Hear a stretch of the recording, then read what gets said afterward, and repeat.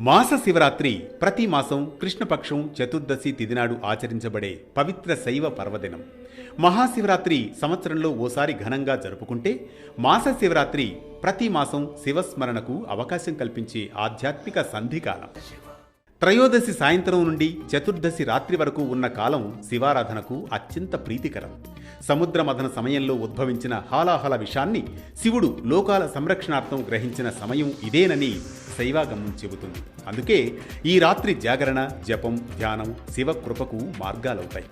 ఉపవాసం లేదా నియమితాహారం తీసుకుంటూ సాయంత్రం శివాలయంలో లింగాభిషేకం చేయాలి.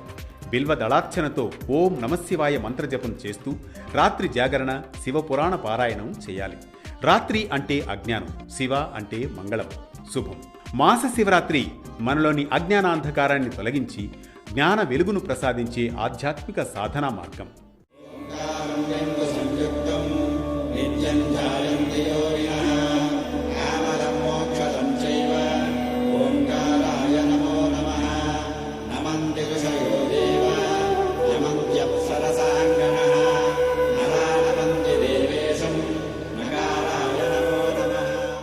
ఉపవాసం ద్వారా ఇంద్రియ నియంత్రణ, జపం ద్వారా మనశ్శాంతి, అభిషేకం ద్వారా ఆత్మశుద్ధి ఇవే ఈ వ్రతం యొక్క అంతరార్థం.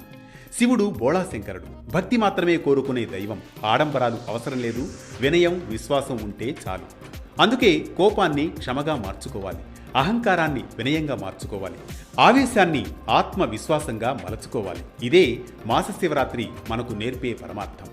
శివస్మరణ ఉన్న చోట భయం ఉండదు, శాంతి ఉంటుంది. ప్రతి మాసం మాస శివరాత్రిని భక్తితో ఆచరిస్తే క్రమంగా కర్మబంధాలు కరిగిపోయి ఆత్మశాంతి, ఆయురారోగ్యం, శివానుగ్రహం లభిస్తాయని సనాతన విశ్వాసం. ఇవి మాస శివరాత్రి విశేషాలు.